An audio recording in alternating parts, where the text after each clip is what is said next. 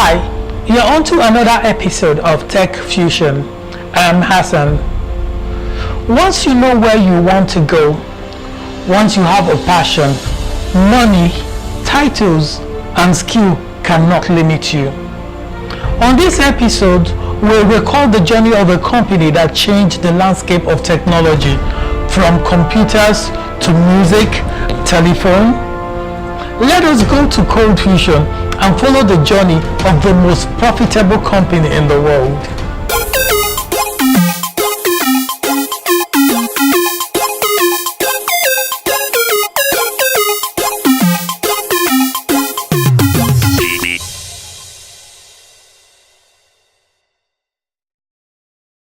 Apple. From a garage to one of the largest companies in world history. The question must be asked, how did all of this start, and just how big are Apple today? In this video, we'll take a look at the fascinating story of where Apple came from, and then some facts. We'll then move on to the company's size, and finally finish up with some conclusions. My name is Dagogo, and thanks for joining me. Please get comfortable. This story is a pretty good one. Let's begin. The beginning of Apple was a true all-American story. You know how they say great things happen when you're in the right place at the right time? This is true for the foundation of Apple. The year is 1969, and the timing was perfect for some real innovation.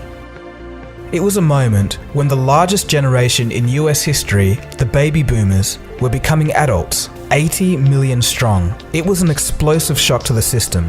They were dissatisfied with their country. They didn't want their friends and classmates going to war. Well, I don't want to go to Vietnam because I don't want to get killed. They wouldn't stand for any sort of discrimination. There were new ideas about what the world could be. It was a young revolution separate from mainstream America, a counterculture. In tandem with this, the microchip was in development and would be another revolution just on the other side of the decade.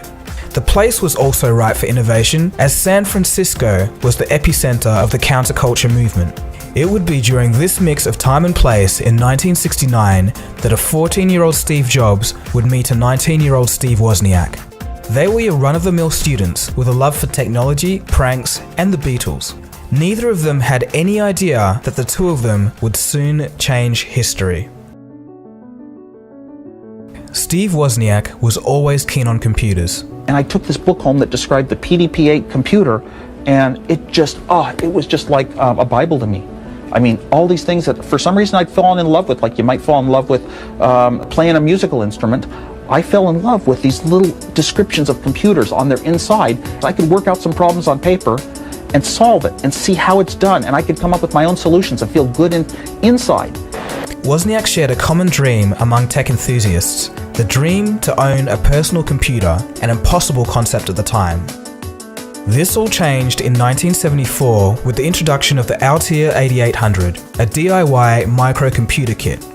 Even though it didn't have any output apart from a set of flashing lights, it caused mass excitement and hysteria among tech enthusiasts. So much so that computer clubs began to pop up all around the US just to discuss all the cool things that you could do with an Altair 8800. One of such clubs was the Homebrew Computer Club in San Francisco. This club was different though. According to Jim Moran, founder of the West Coast Computer Fair, the general belief system of the Homebrew Computer Club was influenced by the counterculture happening around the area. For the club, this meant that helping each other and sharing everything was the norm. It was a team effort to figure out what the new Altair computer kit could do once it was put together. Meanwhile, Steve Wozniak was building his own computer. At this time, early CPUs from Intel and Motorola had just become publicly available, and Woz took advantage. Each week, Wozniak would bring his computer into the Homebrew Club with new improvements each time. He was too shy to put up his hand during the club session, so he would just set up his computer at the session's conclusion, but something would happen every time. People would start to crowd around and ask him questions. Steve Jobs, who also attended the club, noticed this and told Woz, "The two of us should really sell these things." So, starting in this garage in April of 1976, the two boys, with the help of some friends, got to work on the Apple I, a single circuit board with no included keyboard or monitor. This was officially the beginning of Apple Computer. the group of friends sold 50 Apple I's. To Steve, this was proof that people outside the club actually did want to own a PC. It was very clear to me that while there were a bunch of hardware hobbyists that could assemble their own computers, or at least take our board and add the transformers for the power supply and the case and the keyboard, for every one of those, there were 1,000 people that couldn't do that but wanted to mess around with programming.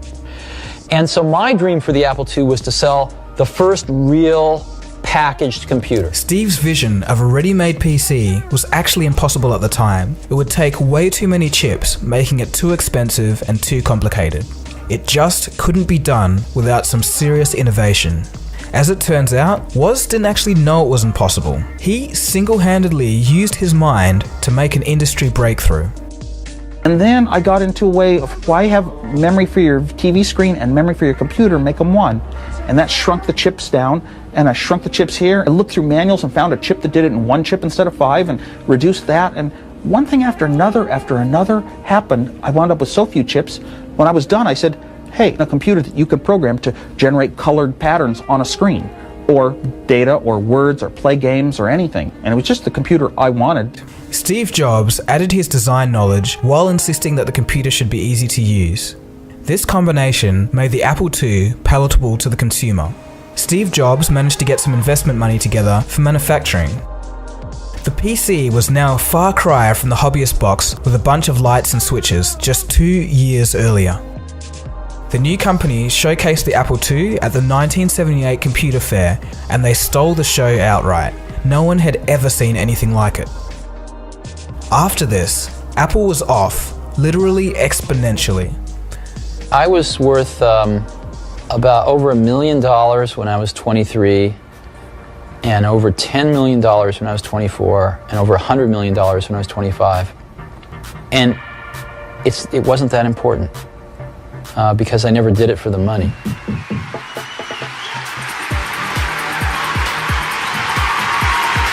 The future would not be all smooth sailing though. By 1980, IBM saw Apple's success in the PC market and realized that they were wrong about the PC. It wasn't just a hobbyist toy, it could actually be used to extend human intellect and even for communication. Throughout the 80s, Apple would battle with IBM and the other PC manufacturers, losing market share as they went along. For Apple, the next few decades would see failure, success, and everything in between. After losing its way and flirting with bankruptcy, the company would shed the excess and return to its roots, ushering in a second golden age. The modern era of Apple is a force to be reckoned with on the world stage. They have a strong devoted following and managed to take home 92% of all smartphone profits in the first quarter of 2015. With all of this in mind, let's look at 7 fun facts about the company before we take a look at how big they really are. Number 7. Where did the name come from? According to Steve Wozniak's 2006 book, I Was, Wozniak explains that the name came when he was driving Steve Jobs back from the airport. Jobs had just returned from a commune called the Apple Orchard. In the car, Jobs suggested the name Apple Computer. Wozniak was concerned about the name because they could have issues with the Beatles' Apple Records. As it turns out, the pair just couldn't think of anything better, and Apple Computer stuck. Number 6. Apple actually had 3 co-founders. So we all know Steve Jobs and Steve Wozniak, but there was a third person that many people wouldn't have heard of. Ronald Wayne. He was the one who designed this original Apple logo, which featured Sir Isaac Newton. It was of course soon scrapped because it was too detailed.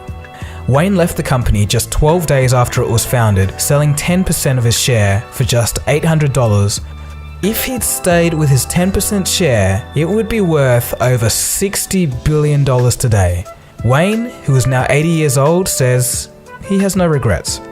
That really sucks, but I guess it happens. Number 5.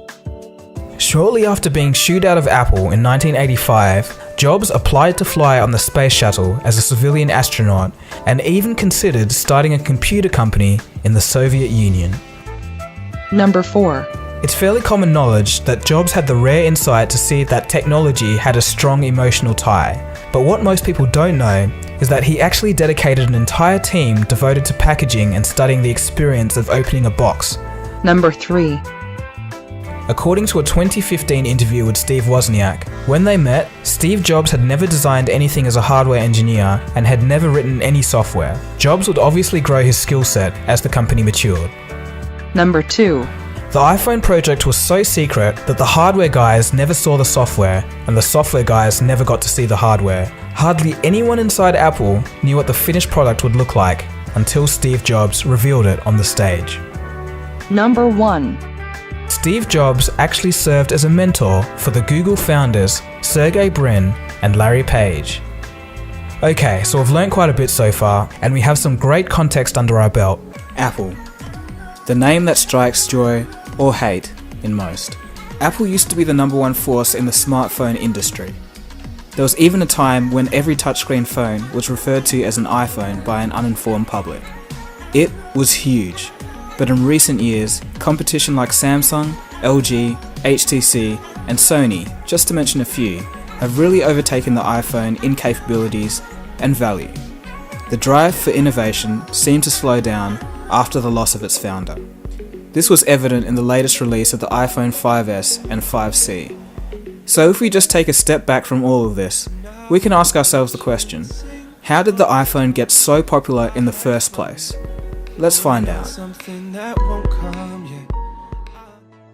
In 2000, Apple was still doing pretty badly, and they needed something to pick themselves up.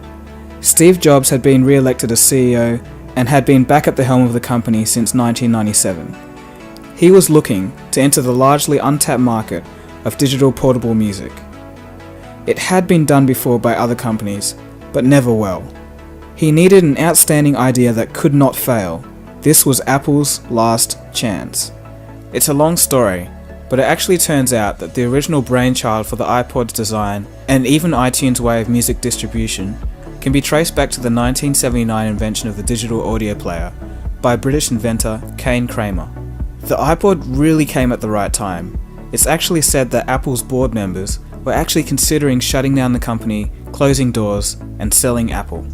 But how did the iPod become so intensely popular? One area was its ease of use and navigation.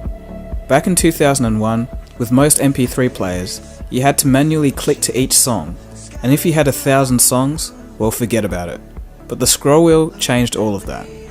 The second reason to why the iPod was so popular? The headphones.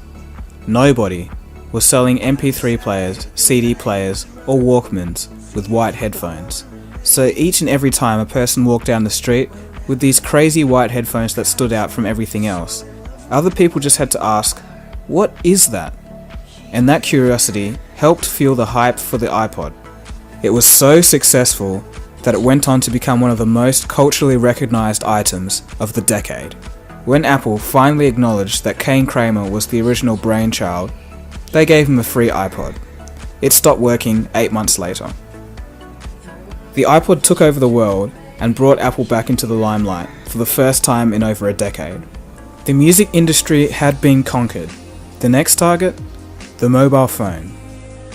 Do you remember Nokia? Of course you do. It wasn't long ago that Nokia was like the Nike, Coke, Mercedes, or BMW of the mobile phone industry. This was pretty much the way it always was. But on September 2nd, 2013, Nokia was bought by Microsoft for less than $8 billion. That's right, Nokia as a company does not exist anymore. The huge billion-dollar companies of yesteryear certainly aren't what they used to be. But how did this happen? In 2007, the world was looking for a brand new approach to the mobile phone. The start of the answer just needed a company to be at the right place at the right time with the right product. I think we're going to hit a grand slam with this. The new must-have device that takes the iPod even further. No buttons on the front. You'll notice that's a key differentiator. All touchscreen. Gadget fans will want one, but will it ever reach a wider market? $500 fully subsidized with a plan. I said, that is the most expensive phone in the world, and it doesn't appeal to business customers because it doesn't have a keyboard. Whether you love the iPhone or you hate it, there's no denying that back then in 2007, when the iPhone was launched, It showed a sign of the way things would work from then on. Even though people hated the way Steve Jobs ran his company, people just had to hand it to him that this old touchscreen slate phone was an interesting enough device, even though it cost $600 on a 2-year contract for the 8GB model. But it was really some good marketing and some little fine details that really made the iPhone sell like hotcakes. Magic comes when you use your finger on that thing. You scroll lists like by flicking like this, and it's like a roulette wheel. It goes stop like that. It's just so cool. If it wasn't for the breakthrough of the App Store, the iPhone could have just been one of those devices which just looked cool and was cool to use, but just didn't catch on. The App Store made all the difference. What Apple marketed was that there were web apps. What would happen is you'd open Safari and you would go to a website that was designed for iPhone, and you could have HTML-based games and calendars and applications. Obviously, this didn't roll over well because Apple announced the App Store, but for the first year, there was no App Store. It's amazing how many people actually forget. For one entire year after the iPhone's launch, it could run a grand total of 16 apps. That's right, there was only that one home screen of apps, and that was it. And this wasn't to mention how limited the iPhone was compared to some other devices out there. No MMS, no video camera, no cut and paste, the list goes on. Nokia or Nokia, BlackBerry, and the rest of the established phone companies had been doing that kind of thing for years. Just to give you an idea of how basic the iPhone's functionalities were back then, jailbreaking your iPhone only got you custom ringtones, and that's it. Of course, this ceased to be the case after the release of the App Store in 2008. For the first time, a device was a blank canvas, and the software creators could make the device be whatever they wanted it to be. Due to the iPod's huge success, there was a huge number of new generation Apple fans, and they just went crazy for this new iPhone. And of course that meant a big market, which meant that everyone wanted to write software and apps for it. For the first time in almost 2 decades, people were writing software for a brand new platform. Their creativity was only limited by the hardware. And as we all know, the rest is history. Today, billions of apps have been sold, and the mobile app space is pretty much a new industry. Companies like Nokia, BlackBerry, and Palm thought they knew the game, but they just couldn't see it. They couldn't visualize the future at all. They thought things would never change, and before they realized, it was too late. To prosper in the brave new world of the new mobile industry, a new way of thinking was needed. But let's dive into the real stuff. Just how big is Apple? Apple's first quarter revenue in 2015, just from the iPhone, was $51.2 billion. That's greater than Yahoo's entire market cap at $45.5 billion. And that's 3 times more than Google's total revenue in the third quarter of 2014, or almost twice as much as Microsoft's quarterly revenue. Apple has more than $178 billion in cash. That's more than enough to buy IBM. In fact, Apple could buy Ford, General Motors, and Tesla and still have $41.3 billion left over. Or alternatively, Netflix, Tesla, Twitter, Dropbox, Pandora, and Spotify combined. The company has twice as much operating cash as the US Treasury. Apple's net income last quarter was $18 billion, the largest quarterly earnings for any company ever. The previous record was held by Gazprom, Russia's huge oil and gas company. They clocked in at $16.2 billion of profit in August of 2011. Apple is actually an anomaly. Every other company in the top 25 most profitable quarters of all time have been an energy company. So a few of you would be asking, how does Apple compare to Samsung Group? In terms of revenue, Samsung has generated almost 2 times as much as Apple, and has 4 times the number of employees. But if we look at company net income, the story kind of switches. Samsung actually pockets less than half of what Apple does. This means that although Samsung has its hand in everything, Apple is a much more efficient business, only sticking to a handful of products and nailing their target market in the process. So let's take a look at the even bigger picture with all the huge companies in the world. First, let's look at revenue. In terms of revenue, Walmart is number 1, Samsung is number 10, and Apple is number 17. But again, if we look at net income and profits, Apple Incorporated is number 1. ExxonMobil trails Apple by almost $20 billion. Keep in mind that this was before the commodity price slide of 2015. This is simply amazing. So now let's begin to start wrapping up the video by discussing some interesting questions. What makes Apple so successful? A lot of Apple's success can be attributed to taking a different, more human approach to technology. Technology's job is not just to be a tool in life, but to get out of the way and be transparent, almost natural. Apple has historically done this extremely well. Answering the question from another angle, the modern era of Apple has actually had a lot to do with problem solving. What do I mean? Well, since the late 90s and early 2000s, we entered the true digital age. Core technologies such as RAM and CPUs had falling prices, but storage size and speed capabilities were skyrocketing. This meant that there was a huge explosion of new possible product capabilities. But there was a problem. How do you harness these capabilities to make great products that people want? The answer? Make them easy to use. Case 1, the iPod in 2001. Hard drive storage had come down to a reasonable size and capacity was increasing. But interestingly enough, in this whole new digital music revolution, there is no market leader. They haven't found the recipe. No one has really found the recipe yet for digital music. But Apple had a problem. If they were to make a digital player, there would be just too many songs to get through. Who would want to click through 1,000 songs one by one? How would we make this as user-friendly as possible? A haptic feedback scroll wheel ended up being the perfect solution. Case 2, the iPhone in 2007. Phones were now entering a new age. They were turning into mini PCs. In fact, if the iPhone was made in 1991 to have the same performance as it did in 2007, it would cost you more than $3 million. The RAM alone would cost $1.4 million. With the start of this new mobile age, the old thinking of a cram keyboard with a tiny mouse or equivalent navigation had to change. There needed to be a better way. The solution? A capacitive touchscreen, the first ever to be put in a consumer device, a real breakthrough at that point. But that wasn't enough though. When you make all the details count, the product can sell itself. Remember, the simple list scrolling of the iPhone blew people's minds. Not because it was Apple, but because people were amazed to see that technology could act so organically. It sounds simple today, but back then it blew people away. Well, how do I scroll through my list of artists? How do I do this? I just take my finger and I scroll.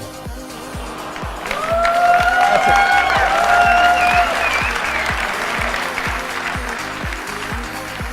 it. Uniqueness and innovation was key to Apple's early success.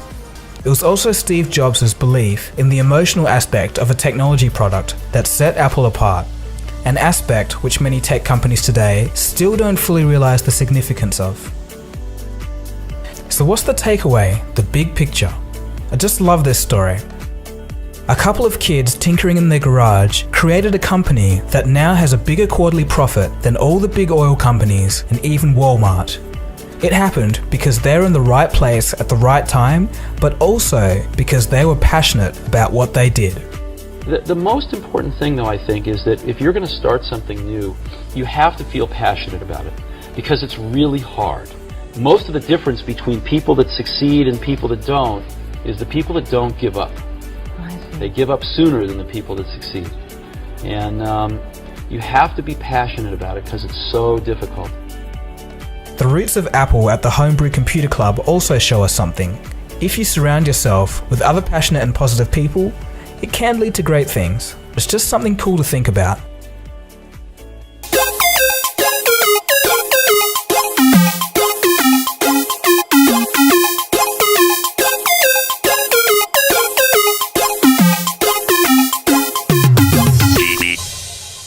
Yes, Apple. Steve Jobs is no longer with us, but his ideas and projects still changing the world even till present day. You may be the next Steve Jobs. Don't hold it, explore it, build it, and if you need help, come to Technology Hub.